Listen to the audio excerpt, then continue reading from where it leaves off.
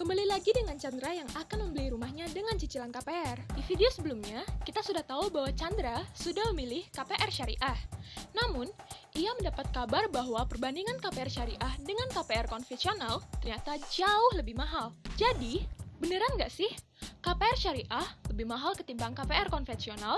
Sebelum itu, ayo kita cari perbedaan KPR Syariah dengan KPR konvensional. KPR Syariah dan KPR konvensional dapat dibandingkan dengan skema yang digunakan. Dalam KPR Syariah, hubungan bank dan nasabah adalah mitra, sehingga mereka tidak menggunakan bunga, melainkan bagi hasil. Ada beberapa skema atau akad yang bisa digunakan. Namun, yang paling umum digunakan adalah akad murabahah dan akad musyarakah. Apa sih arti masing-masing akad tersebut? Akad murabahah bisa disebut dengan skema jual beli. Di sini, bank diasumsikan sebagai penjual dan kamu sebagai pembeli. Misal, kamu ingin membeli rumah, maka bank akan membeli rumah tersebut dari developer dan menjualnya ke kamu dengan menambahkan margin yang telah ditentukan di awal. Contohnya, harga rumah yang ingin Chandra beli seharga 500 juta rupiah. Maka, bank akan membeli rumah tersebut dan menjualnya kembali ke Chandra dengan margin keuntungan 100 juta rupiah, sehingga Chandra harus mencicil sebanyak 600 juta rupiah. Sedangkan akad musyarakah disebut skema kerjasama kedua belah pihak, yaitu bank dan nasabah, diasumsikan membeli rumah secara bersama-sama. Misal, nasabah membayar 20% dari harga rumah, sedangkan bank membayar sisanya yaitu 80%. Di sini nasabah secara bertahap akan membeli kepemilikan rumah dari bank, sehingga di akhir masa kredit, rumah tersebut akan menjadi milik nasabah. Dalam KPR konvensional, besaran margin sudah ditetapkan di awal kredit. Ini yang menyebabkan besaran angsuran dalam KPR Syariah tetap atau fix selama masa kredit. Di KPR konvensional, hubungan bank dan nasabah merupakan hubungan pinjam-meminjam, sehingga menggunakan perhitungan bunga yang umumnya menggunakan gabungan bunga tetap atau fix dan bunga mengambang atau float, yang tentu saja memiliki pemahaman yang berbeda. Bunga tetap atau fix artinya besar bunga kredit tetap atau tidak berubah untuk jangka waktu tertentu. Umumnya, diberikan hanya 1-5 tahun pertama, sedangkan bunga mengambang atau float berarti besarnya bunga kredit dapat berubah setiap saat selama masa kredit. Besarnya bunga mengikuti kondisi pasar, di mana besarnya bunga bisa naik dan turun tergantung dari kondisi pasar.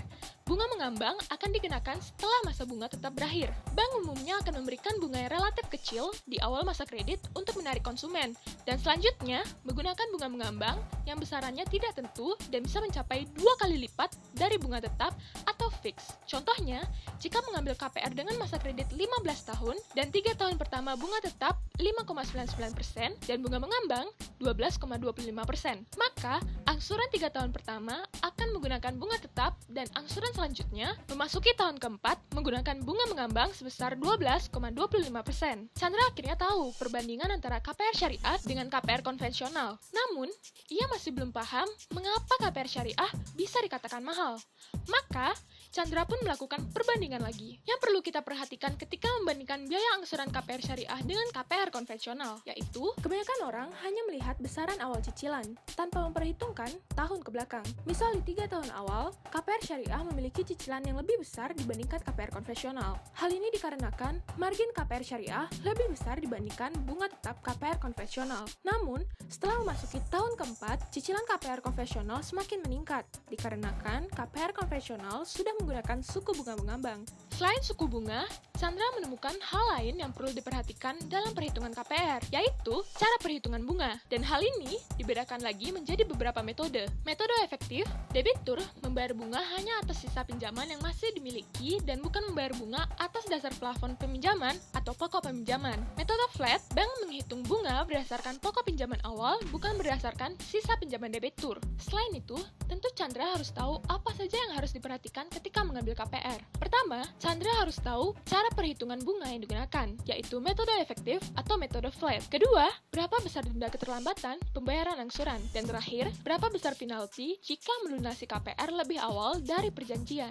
Lalu apa saja sih plus dan minus dari kedua KPR tersebut? Syariah, mereka menawarkan kepastian, cicilan tetap hingga akhir masa KPR dengan tenor berkisar 5-15 tahun, namun tidak bisa menikmati kesempatan cicilan rendah jika suku bunga turun.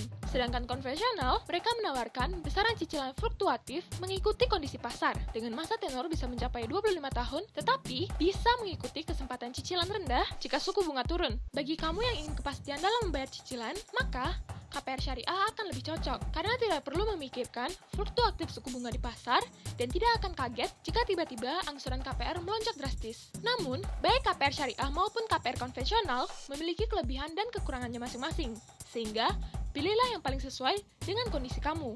Terima kasih telah menonton video ini. Jangan lupa untuk like, komen, dan subscribe channel ini agar kami dapat memberikan video menarik lainnya.